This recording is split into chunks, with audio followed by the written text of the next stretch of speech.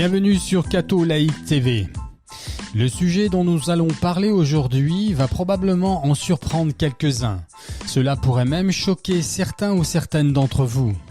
Mais je sais aussi que des hommes et des femmes de bonne volonté y trouveront des réponses à leurs questionnements, et peut-être même un peu de réconfort.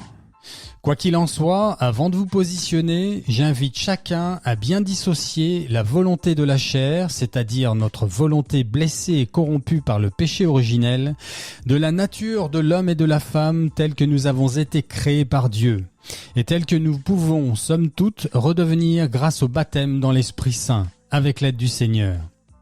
En effet, de manière objective, nous allons tenter d'analyser les dégâts que la soi-disant libération de la femme ont engendrés dans la vie affective, matérielle, psychologique et spirituelle de chacune dans notre société occidentale. Certaines femmes notamment pourraient se sentir pointées du doigt, voire jugées dans ce podcast. Et à ce sujet, je dois préciser deux choses. Premièrement, nous verrons que le diable les a particulièrement ciblées, elles. Or, sa stratégie a pour but de nous perdre tous, non pas les femmes seulement. Le démon ne considère pas les sexes, ce sont nos âmes qui l'intéressent. Même si ces attaques ciblent particulièrement notre sexualité, mais cela est un autre débat. Il sera donc essentiel de réfléchir au point de vue de l'humanité et du salut de toutes les âmes, à défaut de notre vie singulière. Deuxièmement, si vous ne vivez pas une vie sacramentelle et de prière quotidienne, notamment le chapelet du rosaire demandé par la Vierge Marie, et si vous n'aspirez pas à ce que votre vie rende gloire à Dieu avant toute autre chose, vous pourrez difficilement admettre, voire même supporter certaines réalités mises en lumière dans cette vidéo. Ceci dit, rien de ce qui va être évoqué ne contredit ni l'Évangile, ni le catéchisme de l'Église catholique, tel que Jésus l'a révélé à ses apôtres. Aussi, afin de comprendre le sens profond de cette vidéo, il est indispensable que je commence par nous rappeler deux choses essentielles. Premièrement, la fameuse vision du pape Léon XIII, celle qu'il a eue en octobre 1884. Deuxièmement, les paroles de la désormais vénérable Lucie de Fatima au sujet des temps que nous vivons aujourd'hui. Voici donc la vision du pape Léon XIII. Alors qu'il terminait la célébration de la messe dans la chapelle Vaticane, entouré de quelques cardinaux et membres du Vatican, il s'arrêta soudainement au pied de l'autel et se tint là environ 10 minutes comme en extase, le visage blanc de lumière. Puis, allant immédiatement de la chapelle à son bureau, il composa la fameuse prière à Saint Michel Archange, avec instruction qu'elle soit récitée partout dans le monde après chaque messe. Lorsqu'on lui demanda ce qui était arrivé, il expliqua qu'au moment où il s'apprêtait à quitter le pied de l'autel, il entendit soudainement deux voix. L'une douce et bonne, l'autre rauque et dure, et il semblait qu'elle venait d'à côté du tabernacle. Dans ce dialogue, Satan disait avec fierté pouvoir détruire l'Église, mais que pour cela il avait besoin de plus de temps et plus de puissance. Notre Seigneur accepta sa requête et lui demanda de combien de temps et de combien de puissance il avait besoin.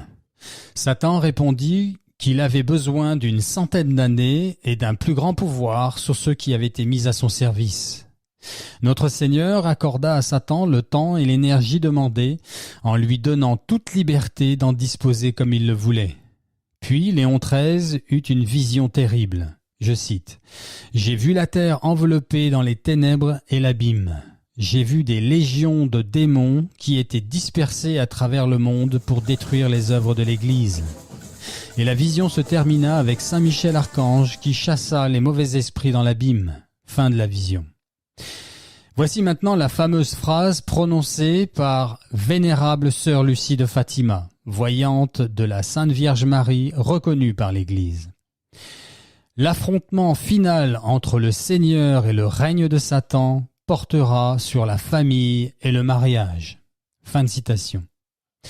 Je rappelle que la vision du pape Léon XIII survint en 1884 et que le malin a obtenu une 100 d'années. Cela ne veut pas dire 100 ans jour pour jour. Nous pouvons néanmoins estimer que nous sommes à la fin de la dite période octroyée par le Seigneur, ce qui expliquera certains éléments que nous allons mettre en lumière. Avant d'entrer en matière, permettez-moi de nous rappeler un élément central. Celui ou celle qui pense que la femme aurait moins de valeur ou d'importance que l'homme aux yeux du Seigneur, celui-ci ne se trompe pas seulement, il s'égare. Aux yeux de Dieu, l'homme et la femme sont égaux en dignité.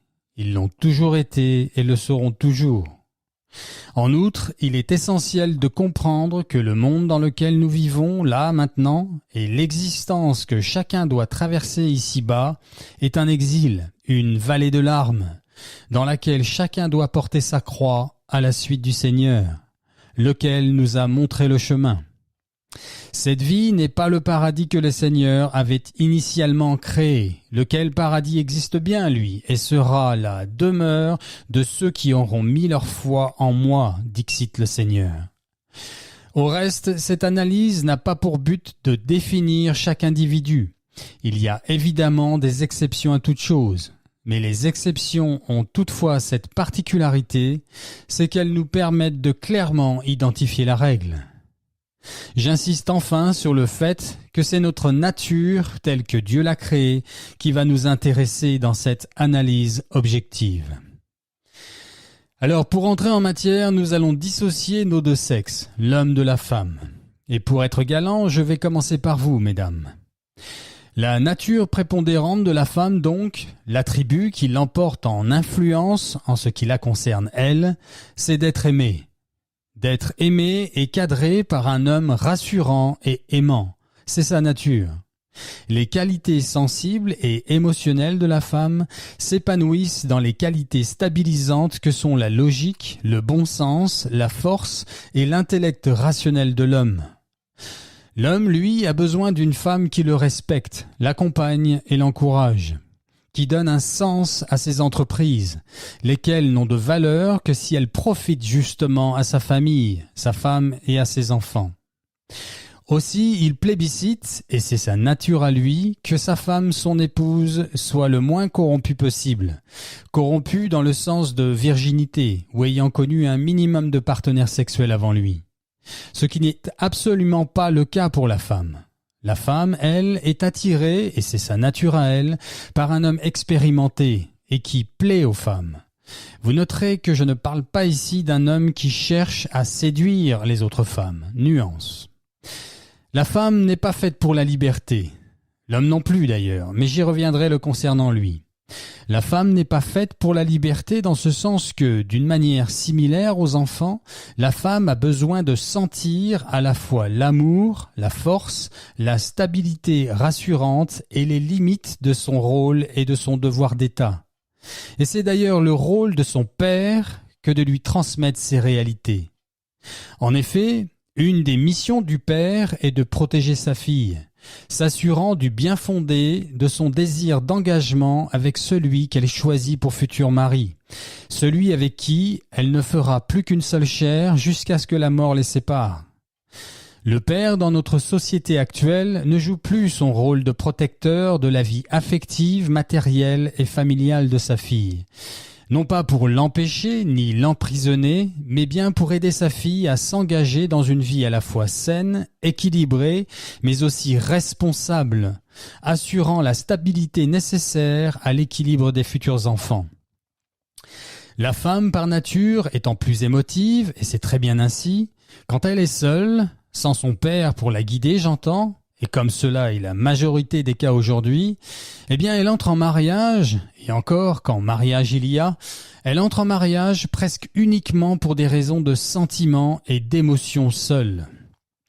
Et c'est bien cela qui va garantir le divorce, puisque l'élan, l'engouement et l'euphorie que produit ce feu de paille, le sentiment amoureux, lui, ne dure jamais.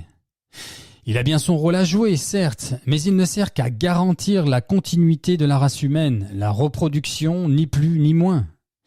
Jésus, dans son évangile, ne s'arrête pas sur les émotions du sentiment amoureux. Jésus ne parle que d'amour, c'est-à-dire de la compassion et de la nécessité de pardonner et du don de soi.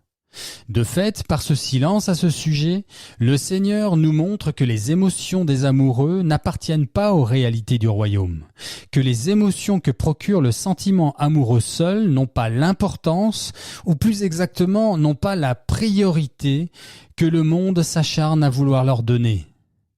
La déchristianisation et l'individualisme dont découle le féminisme avec sa culture hollywoodienne ont complètement perverti le sacrement de l'engagement, du devoir, des valeurs familiales et de la responsabilité que sont initialement le mariage.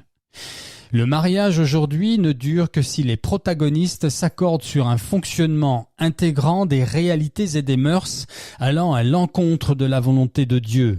Les relations extra-conjugales par exemple, mais pas que. Ceci explique au passage pourquoi il a été si facile pour le malin de proposer le mariage homosexuel. En effet, la première étape du diable a été de transformer l'indissoluble sacrement du mariage entre l'homme et la femme, duquel naissent les enfants, de transformer cette union divine en une union basée sur les sentiments amoureux seuls. Un engagement solennel pris sous l'effet d'une simple émotion. Émotion forte, certes, mais laquelle est certaine de se volatiliser comme n'importe quelle autre émotion. Une fois la définition du mariage travestie de la sorte, il fut facile de soumettre le mariage entre personnes du même sexe, puisque ce dernier n'est basé que sur le sentiment amoureux. Il faut savoir que près de 60% des mariages finissent par un divorce aujourd'hui. Or, qui divorce? Qui demande le divorce? Eh bien, c'est justement cette même jeune fille, entrée en mariage sans avoir bénéficié de la protection de son père, lequel aurait dû cadrer et surtout protéger sa fille des réalités de la vie. En effet, près de 80% des divorces sont demandés par les femmes, engendrant un déséquilibre et une souffrance aux enfants qui resteront marqués à vie, ainsi que toute la société par voie de conséquence. En outre, les hommes dans tout cela ne sont pas en reste. La majorité d'entre eux continuent à se voiler la face, ne trouvant aucune alternative pour subvenir à leurs besoins sexuels, affectifs et familiaux. Et, de fait, ils mentent aux femmes, leur faisant croire que tout cela est OK, que c'est normal, que c'est l'évolution des choses, qu'il faut s'adapter, alors que l'écrasante majorité d'entre eux ne le pensent pas une seconde. Au fond d'eux-mêmes, ils savent très bien que quelque chose d'essentiel ne fonctionne plus. Ce mensonge, né de la République et des féministes, sur ce qu'est la nature de la femme, pousse la majorité des hommes à leur mentir, mais aussi à eux-mêmes, afin de satisfaire leur libido ou par peur de la solitude. Par voie de conséquence, 4 nouvelles catégories d'hommes ont émergé depuis les années 60, et les anglo-saxons donnent même un nom à chacune d'entre elles. Première catégorie, les fameux Sims. C'est la plus grande ou la plus répandue aujourd'hui. Ce sont les hommes qui font croire aux femmes que ce qu'elles pensent et désirent est très bien. Cela dans le seul but d'obtenir leur faveur sexuelle. Deuxième catégorie, les incels. Ce sont des célibataires involontaires, ceux que les femmes modernes ne choisissent jamais comme partenaires sexuels. Cette catégorie d'hommes finissent souvent d'ailleurs par détester les femmes. Troisième catégorie, les passport bros. Ce sont les hommes qui vont chercher leurs épouses à l'étranger, dans des pays où les relations sont encore, somme toute traditionnelles. Asie, Amérique du Sud, pays de l'Est, etc. Et où, cela dit en passant, aucun homme ne vient jamais chercher une épouse en France. Enfin, quatrième catégorie qui a émergé au début des années 2000, mais qui s'est beaucoup développé ces 2 dernières années. C'en est même devenu un mouvement, lequel est fondé sur beaucoup de lucidité au départ, mais puisque évoluant en dehors de Dieu, il est lui aussi une idéologie. Ce mouvement, né dans les pays anglophones, s'appelle les MGTOW, diminutif voulant dire les hommes allant leur propre chemin. Pour faire court, ce sont des hommes qui, basés sur des réalités objectives, les statistiques, pensent qu'il n'y a plus aucun intérêt pour un homme à se marier avec une femme dans nos sociétés occidentales. Et ceci parce que, comme nous l'avons vu plus haut, ce sont les femmes qui demandent le divorce à près de 80%, et que cela engendre un déchirement familial, dans lequel le père n'obtient quasi jamais la garde des enfants, et où ces entreprises ne servent plus qu'à payer les pensions alimentaires et autres dommages et intérêts demandés par l'ex-épouse. Certains, ne veulent donc plus se marier. Ils acceptent d'avoir des relations sexuelles avec les femmes, mais ne veulent aucun engagement avec elles. D'autres préfèrent ne plus avoir de relation du tout avec elles. Et il existe aussi les extrémistes de ce mouvement qui ne veulent même plus leur adresser la parole. Concomitamment, aux États-Unis, ils réfléchissent désormais à une loi contre le fait de regarder une femme avec insistance, ce qui, quand on y pense, peut très vite se transformer en discrimination contre les hommes moches. En effet, si un beau gosse regarde une femme avec insistance, il y a quand même peu de chances qu'elle aille se plaindre. Mais ça n'est pas tout. En Australie, aujourd'hui, la femme peut demander une sorte de divorce et obtenir la moitié des biens d'un homme sans même qu'il soit marié, juste en prouvant qu'il se voyait régulièrement. La femme australienne peut désormais obtenir les avantages d'un divorce avec un homme qui n'est même pas son mari et obtenir la moitié de tous ses biens. Comme nous le verrons plus loin, passé la trentaine, les chances pour une femme de pouvoir se marier s'amenuisent drastiquement. À ce titre, une femme avocate aux États-Unis vient de mettre en ligne sur le réseau social TikTok son offre de $5 000 qu'elle donnera à celui ou celle qui lui présentera son futur époux, celui avec qui elle marchera à l'église, comme elle dit. Et elle ajoute que l'offre reste valable même s'il divorce. Ceci démontre bien à quel point la femme moderne a gardé le désir, le fantasme même de se marier, mais plus vraiment d'être l'épouse d'un homme. Or, quel impact, depuis les années 50, a eu la soi-disant libération de la femme sur des choses aussi essentielles que l'équilibre des enfants, mais aussi la santé mentale et affective de chacun, et même bien avant les années 50. Mais chacun sait que les choses ont commencé à se radicaliser à la moitié du XXe siècle, avec notamment le féminisme sous toutes ses formes. Le droit au divorce, le droit de voter, la pilule contraceptive, le droit d'avorter, l'accès au travail et aujourd'hui la parité, sans parler de la totale inversion des quotas dans des domaines aussi essentiels que sont l'éducation nationale, par exemple, où les hommes sont devenus largement minoritaires et diminuant d'année en année, ainsi que l'extrême féminisation de notre société actuelle. Comme on peut le constater, le sujet est très vaste et il y aurait beaucoup à dire si l'on rentrait dans les détails. Je vais donc me contenter des grandes lignes. Avant de développer l'étape suivante, permettez-moi de citer quelques chiffres bien réels de notre société actuelle que chacun pourra aisément vérifier s'il le désire. En moyenne, une femme a son premier enfant à 26 ans. Elle se marie vers 30 ans. On en est même à parler de premier mariage, puisque la coutume s'installant dans le divorce et le remariage. Une femme sur 4 aujourd'hui est porteuse d'une MST. Maladie sexuellement transmissible.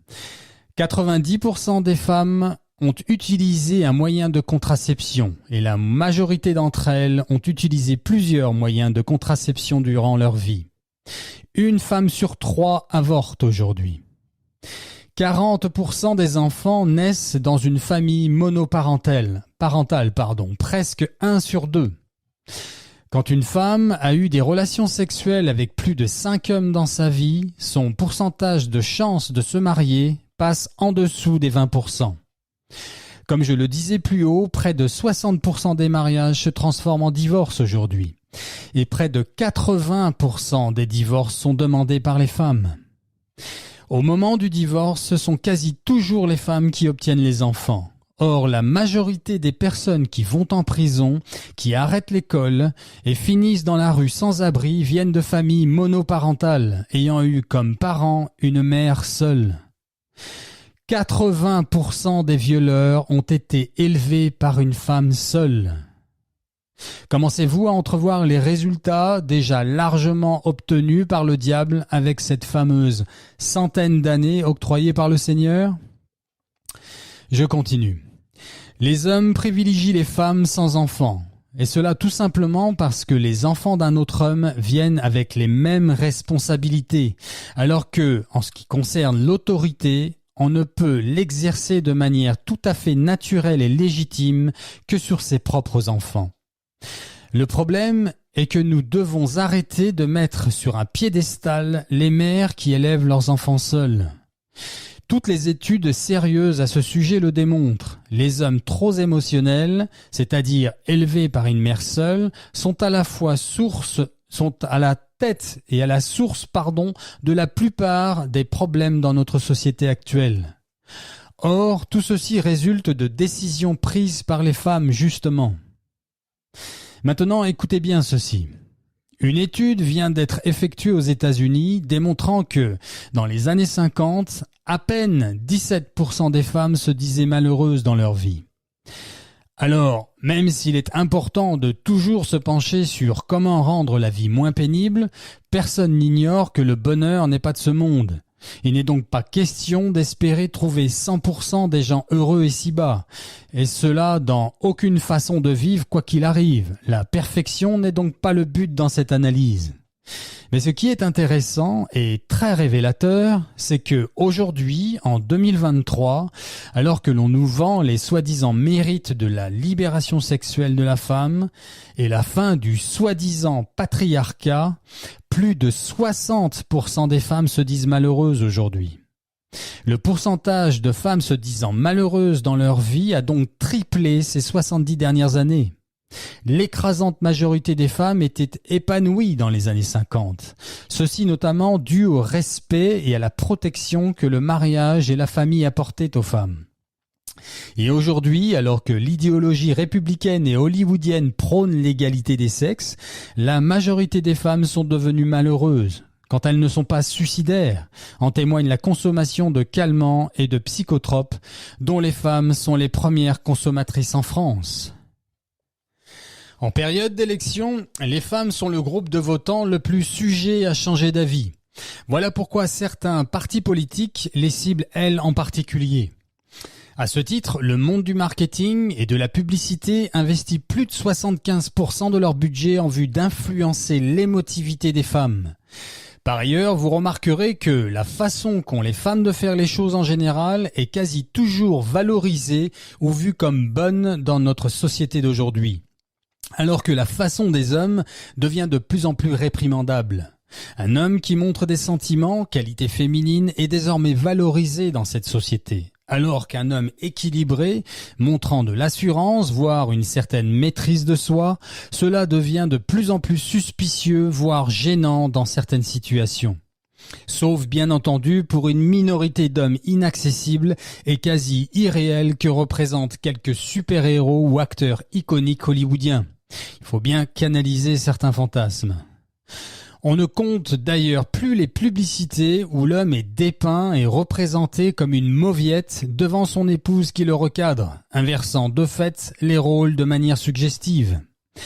Dans l'éducation nationale, aujourd'hui, la majorité des enseignants en France sont en fait des enseignantes. Pareillement chez les psychologues, ces deux secteurs d'activité ayant une influence cruciale sur le formatage des enfants et donc des futures générations. Comme évoqué plus haut, passé la trentaine, les femmes atteignent ce fameux mur où elles ne sont plus aussi désirables que celles de 20 à 28 ans. Or, la plupart des hommes se marient parce qu'ils veulent des enfants. Une femme de 35 ans est donc généralement hors cible en ce qui concerne les hommes et le mariage. Sauf que cette société actuelle demande aux femmes d'étudier, de construire leur carrière, de profiter de leur jeunesse au maximum et de fait arrivent à 30-35 ans n'ayant jamais pensé une seule minute à ce que les hommes veulent et attendent d'un mariage et de leurs futures épouses. Cette question pourtant essentielle ne leur effleure quasiment jamais l'esprit. La femme est d'ailleurs très mal équipée pour choisir son propre époux, car elle ne sait pas vraiment ce qu'elle veut généralement. Et elle a tendance à choisir basé sur l'apparence et ses émotions. D'où l'importance de la présence du père pour les aider à choisir un mari. Par ailleurs, les hommes se moquent complètement qu'une femme ait de l'argent ou pas. En fait, à choisir, ils préfèrent si elle n'en a pas. L'homme équilibré n'est pas une femme. Il n'a pas besoin de se sentir protégé par son épouse. Les hommes, à contrario, ont beaucoup plus besoin de se sentir utiles, de sentir qu'ils protègent leur famille et de se sentir respectés par leur épouse à la maison. D'où les disputes à répétition. Savez-vous que le manque de respect envers un homme dans sa maison engendre la plupart des crimes familiaux d'aujourd'hui ? Alors, il n'est pas question de légitimer les crimes familiaux, que ce soit bien clair, mais cela permet de comprendre objectivement d'où viennent les conflits. En fait, je vais vous dire la vérité. Ce que cette société a créé avec la femme d'aujourd'hui est un monstre. Un monstre pour les hommes, un monstre pour les enfants et un monstre pour elle-même. En effet, à choisir, les hommes bons, sains et équilibrés préfèrent idéalement que leurs épouses soient vierges, jolies ou plus exactement féminines, mères à la maison, humbles et surtout respectueuses. Or, la société d'aujourd'hui propose aux hommes des femmes qui ont eu des relations sexuelles avec plusieurs hommes, veulent continuer à travailler une fois devenues mères, pensent au divorce dès que se pointent les premières déceptions émotionnelles, qu'engendrent inévitablement les tracas du quotidien, et qui disséminent les fruits de son travail pour entretenir une famille avec laquelle les lois de la République ne l'autorisent plus à vivre. La société actuelle a fait des femmes d'aujourd'hui des êtres irresponsables. En moyenne, les parents d'aujourd'hui passent environ 30 à 45 minutes par jour avec leurs enfants. Qui donc, croyez-vous, a le plus d'influence sur eux ? Papa et maman, qui passent moins d'1 heure avec leur progéniture, ou bien l'éducation nationale, quand ça n'est pas la télévision qui, comme on l'a vu plus haut, est infestée par l'idéologie féministe à tout niveau. Par ailleurs, la femme carriériste ne l'est que pour elle-même, et le cas échéant pour sa progéniture, alors que l'homme marié, lui, travaille toujours pour sa famille, sa femme et ses enfants. Vous pensez que tout cela est exagéré ? Regardez par exemple la différence entre les attentes d'une femme lorsqu'elle a un problème ou quelque chose la dérange. Eh bien, pour nous les hommes, cette situation converge vers une recherche de solution, trouver la solution au problème. Alors que pour les femmes, c'est d'abord une situation émotionnelle, qui nécessite donc d'exprimer son émotion et surtout, de se sentir écoutée. Et c'est avant tout un dilemme émotionnel en ce qui la concerne elle. Pour le dire autrement, nous les hommes sommes avant tout une sorte de trouveurs de solutions. C'est notre nature à nous. Alors que la femme, elle, est avant tout une sorte de partageuse d'émotions. C'est sa nature à elle.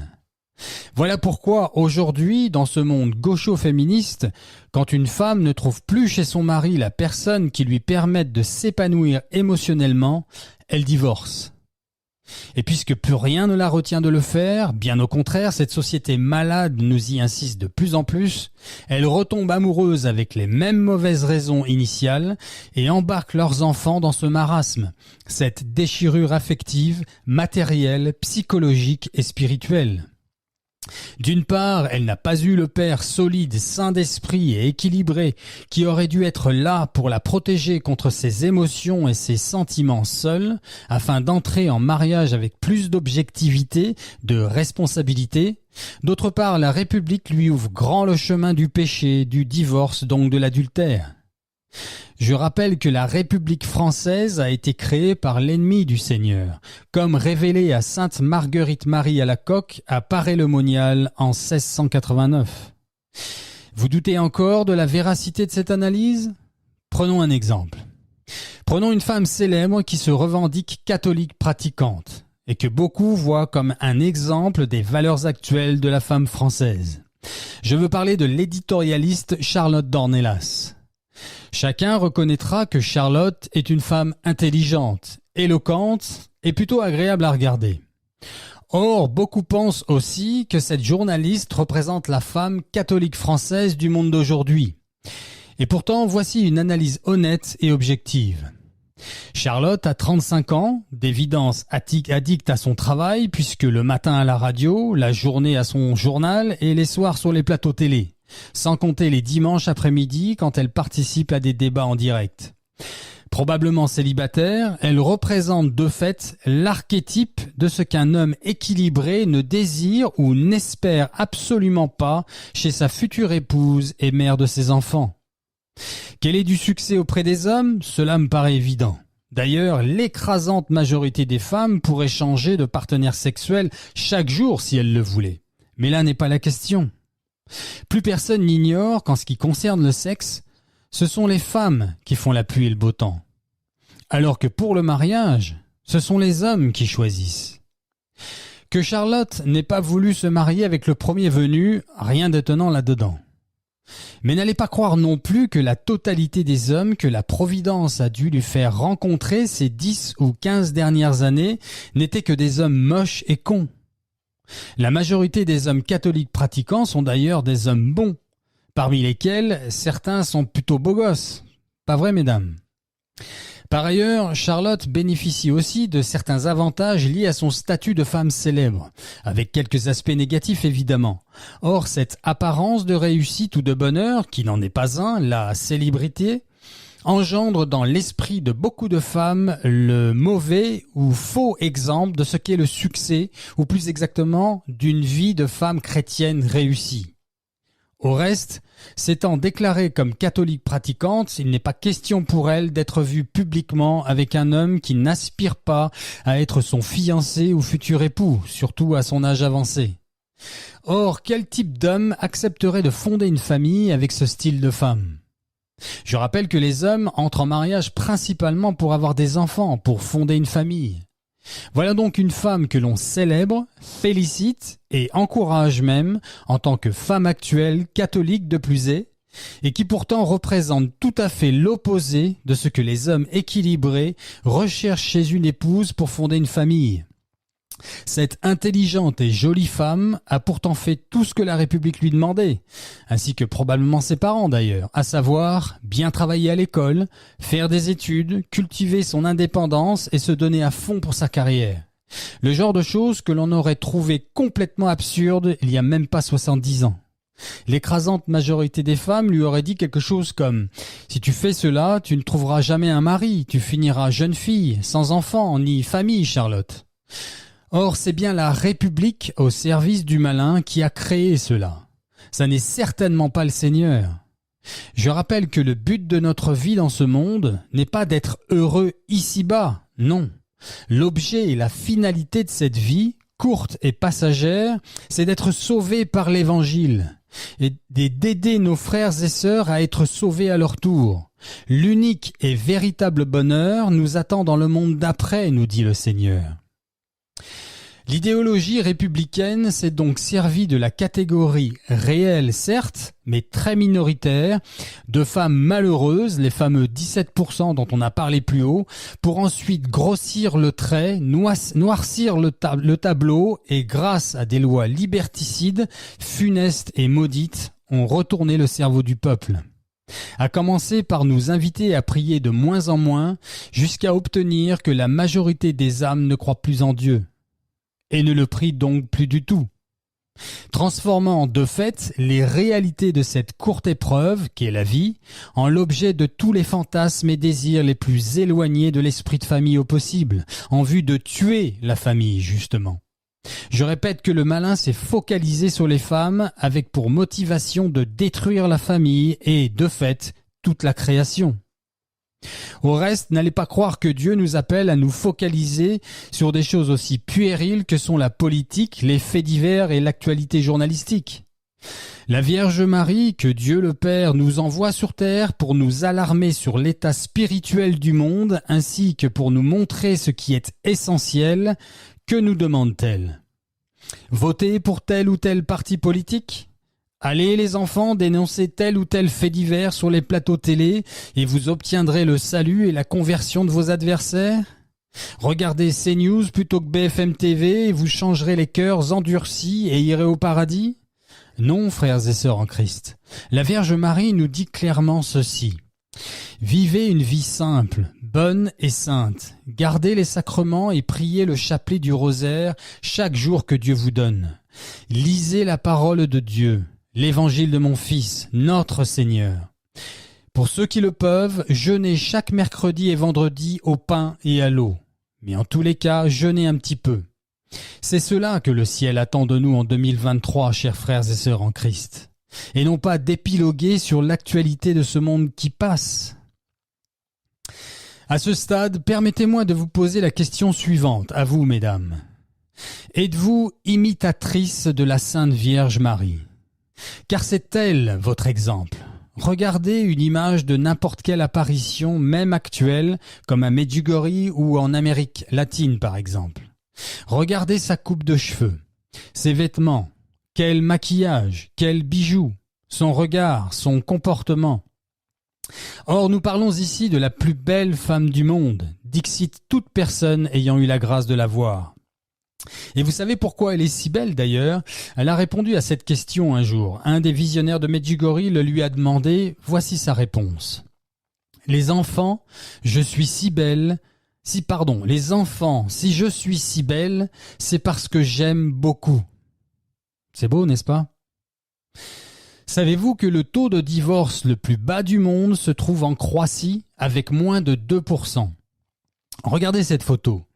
Voilà comment les couples catholiques entrent en mariage dans ce pays. Et en se disant la phrase suivante. Désormais, ma croix, c'est toi. Je m'engage devant Dieu à t'aimer jusqu'à ma mort et à honorer ce sacrement pour la gloire de Dieu. On est très loin du tralala des mariages à la française, n'est-ce pas? Je termine au sujet de la Sainte Vierge. Elle est aussi la femme la plus humble du monde. Or, voici la définition la plus importante. Elle est la femme la plus parfaite aux yeux de Dieu. La femme telle qu'elle a été créée dans l'esprit et le cœur de Dieu. Maintenant, mesdames, je vous demande de bien vouloir vous comparer, là, maintenant, à cette vraie femme, à cette vraie dame, à ce véritable chef-d'œuvre de Dieu. Et je vais peut-être vous l'apprendre. Mais cette femme-là, l'image de la Sainte Vierge Marie, eh bien c'est ça. C'est elle qui représente aussi la femme, l'épouse idéale aux yeux des hommes bons et saints. Certes, moyennant les besoins d'assouvir une sexualité matrimoniale épanouie et fidèle, ce qui n'était pas du tout le cas entre la Vierge Marie et Saint Joseph, puisqu'ils représentent la pureté et l'Esprit de Dieu. Alors que, comme chacun sait, le sexe dont nous avons besoin, nous pauvres pécheurs, ainsi que l'accouchement des enfants dans la douleur, n'appartiennent qu'à ce bas monde. Il n'y a plus de mariage dans le ciel. Il n'y a plus besoin de sexe. Nous serons comme des anges, nous dit Jésus dans son évangile. Tout cela pour démontrer que, quand les femmes se rapprochent de la volonté de Dieu, alors la majorité des problèmes affectifs de ce monde disparaissent. Et ne restera plus donc qu'à s'occuper de cette minorité d'hommes incapables d'aimer leurs femmes, comme le Seigneur le leur demande pourtant, puisque l'écrasante majorité des hommes ne sont pas si mauvais que ça. S'ils pouvaient trouver de telles femmes, ils seraient heureux, ravis même, d'être mariés à une femme si humble, si féminine, de se retrouver chef d'une famille saine et pieuse. Ce qui n'empêche absolument pas les protagonistes de s'épanouir dans leur devoir conjugal, pour reprendre un terme bien moins céleste. Laissez-moi vous partager une expérience personnelle. Il y a quelques années en arrière, alors que je tournais une page importante de ma vie, une vingtaine d'années passées à l'étranger, de retour en France, je décidai de mettre toutes les chances de mon côté en vue de trouver une épouse avec qui fonder une famille. Pragmatique comme je me suis tourné vers des personnes compétentes et sérieuses en matière de rencontres avec la gente féminine. Le sujet pourrait prêter à sourire au premier abord, mais il faut savoir que 99% des hommes sont incapables, et c'était mon cas, d'aborder une totale inconnue dans la rue.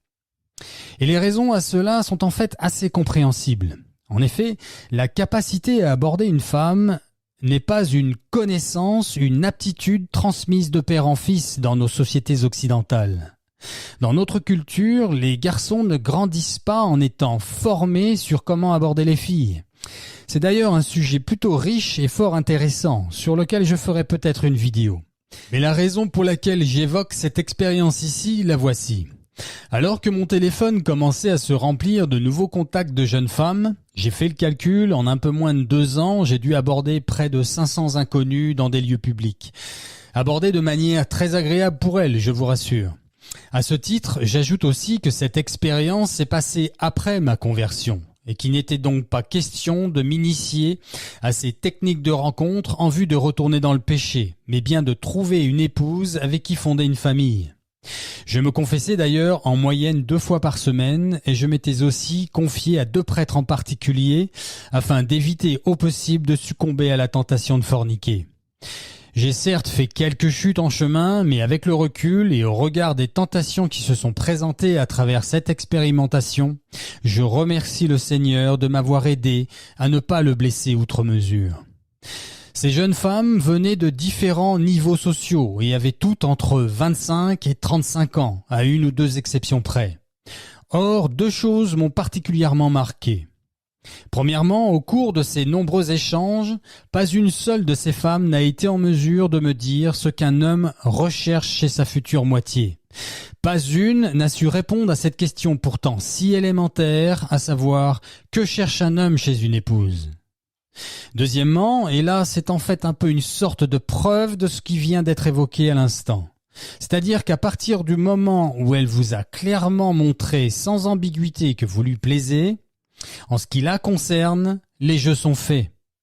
En ce sens que les femmes d'aujourd'hui, notamment les françaises, n'ont non seulement plus du tout le réflexe de la chasteté, bien que cela soit un sujet dans le sujet, mais elles n'ont pas non plus, et c'est ce qui nous intéresse ici, le réflexe de se questionner sur ce qu'attendent les hommes chez une femme, en termes de mariage et en vue de fonder une famille.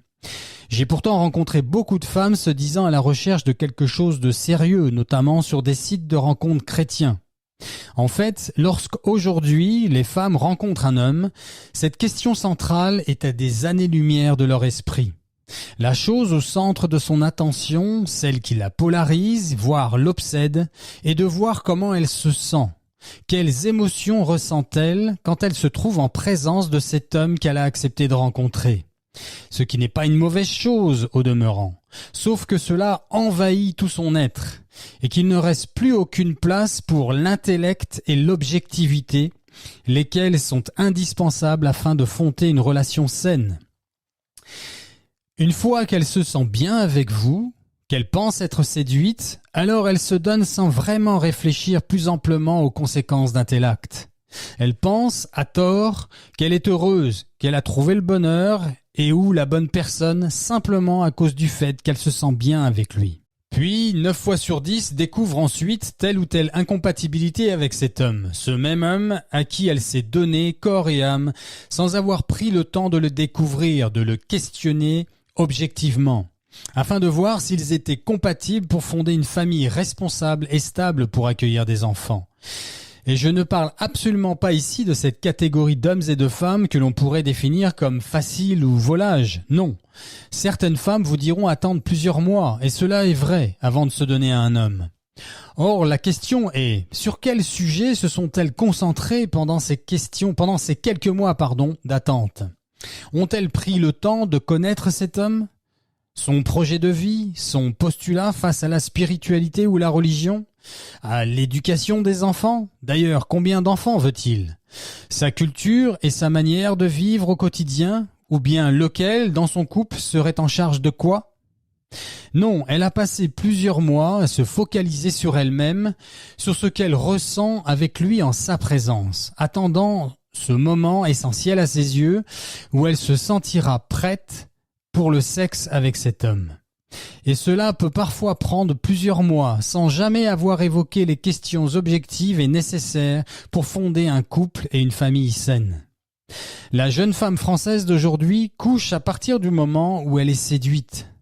Or, elle est séduite à partir du moment où elle se sent bien en présence d'un homme qui la courtise.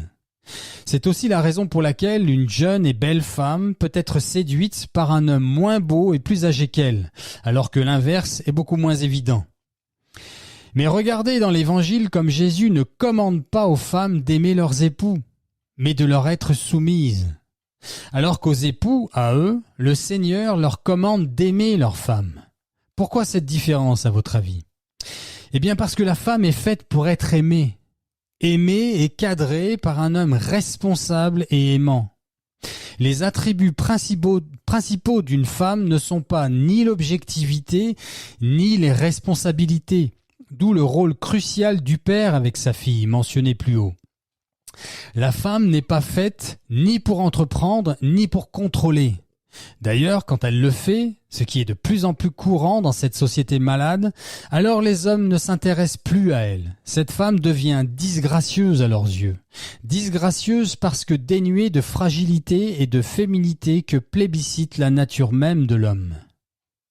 Aussi, la deuxième moitié du XXe siècle, due au fait de la soi-disant libération sexuelle des femmes, a fait apparaître sur le marché, si je puis dire, quelque chose qui, auparavant, n'existait que dans l'intimité du mariage ou au bordel. Je veux parler de la femme sexy. La femme sexy ne pouvait être vue que dans la chambre conjugale, cachée au regard du monde et des autres hommes. Cela ne concernait que l'intimité des époux. Tout ceci pour illustrer que les femmes de ce siècle ne sont pas conscientes à quel point elles sont devenues les marionnettes du malin, lequel les manipule afin de pervertir leurs relations avec les hommes et avec Dieu. Et cela, nous l'avons vu en vue de détruire la famille et donc toute la création. Il est triste de constater combien, avec un peu d'expérience certes, il est si facile aujourd'hui de changer de partenaire sexuel quasi chaque jour de la semaine, alors qu'il est devenu presque impossible de trouver une épouse qui représente véritablement la femme qu'est en droit d'espérer un homme que l'on qualifiera de sain et équilibré. D'autre part, il est intéressant de noter aussi que les femmes modernes demandent à ce que leur rendez-vous amoureux et leur mariage restent traditionnels. La galanterie, le fait que ce doit être l'homme qui paye le café ou le restaurant, le mariage en blanc, etc. Elles réclament des actes et des comportements traditionnels alors qu'elles n'apportent absolument plus rien de traditionnel aujourd'hui à la relation. Elles pensent, à tort, et plus ou moins consciemment, que, en ce qui concerne les hommes, le sexe des femmes est le but ultime, la seule et unique chose, au centre de tous les mérites.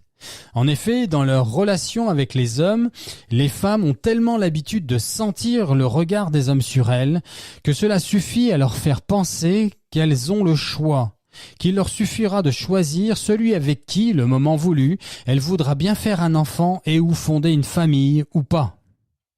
Aussi, bien que toujours habillée de blanc, la mariée d'aujourd'hui n'est plus vierge le jour de son mariage.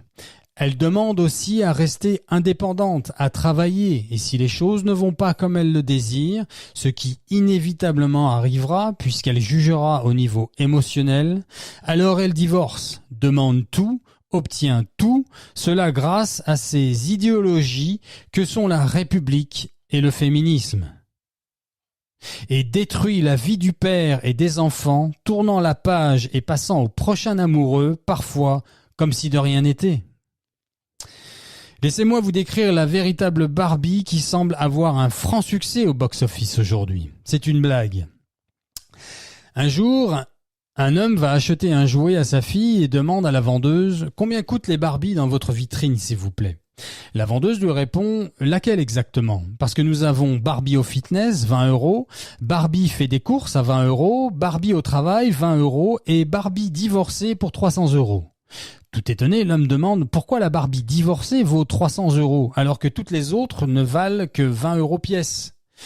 La vendeuse lui répond « Monsieur, la Barbie divorcée est vendue avec la maison de Ken, la voiture de Ken, le bateau de Ken et un ami de Ken. » Comme nous l'avons vu plus haut, les époux et les enfants ont tout perdu dans cette fausse libération de la femme. Or, mis à part les jeunes filles de 20 à 28 ans, lesquelles sont poussées par la société lobotomisée à penser et à agir comme si le but de cette vie était d'en profiter au maximum, à commencer par obtenir un super emploi à responsabilité nécessitant de longues années d'études dans un cadre gaucho-féministe, c'est-à-dire l'université, de voyager, de rire et de s'amuser, multipliant les partenaires sexuels, choper des MST, avorter si nécessaire, Mis à part les jeunes filles de 20 à 28 ans, disais-je, les femmes se retrouvent tout aussi lésées par cette société qui, passé ce fameux mur de 30-35 ans, ne veulent plus d'elles. Passé ce cap, elles cumulent tellement de points négatifs concernant les attentes des hommes en termes de mariage qu'elles ne les intéressent quasi plus que pour le sexe. La chose la plus élémentaire que les lobbies de ce monde ne vous diront pas, et qui est pourtant si évidente, la voici. Le monde dans lequel nous vivons toutes et tous est un monde construit et maintenu en état de marche par les hommes. Les infrastructures sont fabriquées par les hommes. La société régalienne fonctionne grâce aux hommes. Le siège sur lequel vous êtes assis, la maison dans laquelle vous vivez, la voiture dans laquelle vous roulez, les routes, les bateaux, les trains, les avions dans lesquels vous vous déplacez sont fabriqués et construits par des hommes. La police, l'armée, etc. Ce sont les hommes qui fabriquent et entretiennent quasi tout ce qui se construit dans notre société. D'ailleurs, si les hommes restaient tous à la maison, les femmes seules ne pourraient pas faire marcher le monde. Alors que l'inverse n'est pas vrai, bien au contraire. Dieu dit « Il n'est pas bon que l'homme soit seul. Il faut que je lui fasse une aide qui lui soit assortie », nous dit la Bible. Et il créa la femme à partir du côté de l'homme. Ce n'est pas l'homme qui a été créé pour la femme, mais bien la femme qui a été créée pour l'homme. En outre, toute société a besoin de protection et cela est un trait masculin. Que croyez-vous qu'il se passera quand le chaos et la guerre civile s'installera dans les rues françaises ? En effet, cela fait plus d'une vingtaine d'années que je me familiarise, ainsi que des millions d'autres personnes, avec les messages et avertissements que la Vierge Marie n'a cessé de donner à l'humanité depuis plus d'un siècle maintenant. Notamment à La Salette, Fatima, Garabandal, Akita, Medjugorje pour ne citer que ces apparitions-là. Or, depuis quelque temps, cela devient beaucoup plus simple de retenir l'attention des gens à ce sujet. Ils commencent à se rendre compte que quelque chose d'important se trame à l'horizon. Je vais vous partager un dialogue que j'ai eu avec un gendarme sur un marché de France il y a quelques années en arrière. C'était pendant la période des attentats à Paris sous François Hollande. Voici ce que me disait ce policier militaire. Je cite. « Quand ils seront trop nombreux, lorsque cela deviendra ingérable pour le petit effectif que nous sommes en réalité, quand ça va péter de partout, disait-il, que croyez-vous qu'il va se passer ? Nous, les gendarmes, policiers et militaires, serons tellement affairés à protéger les nôtres, nos familles, qu'il n'y aura personne, vous entendez, personne pour faire barrage à leur pillage, destruction et cruauté.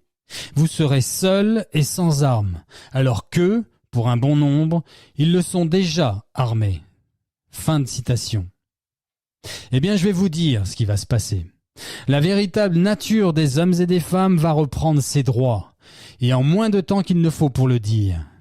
Les femmes seules, avec ou sans enfants, vont rapidement repérer les mâles dominants, bons et protecteurs, pour se mettre à l'abri. Alors que celles qui s'acharneront dans ce mensonge qu'est le féminisme seront forcées de faire la douloureuse expérience de leurs erreurs. Chacun sait que les meurtres et les viols sont monnaie courante quand s'installe le chaos que produit toute guerre. Seigneur, prends pitié. Enfin, pour terminer, l'Église, elle aussi, est désormais contaminée par le féminisme. Et ce n'est malheureusement qu'un début.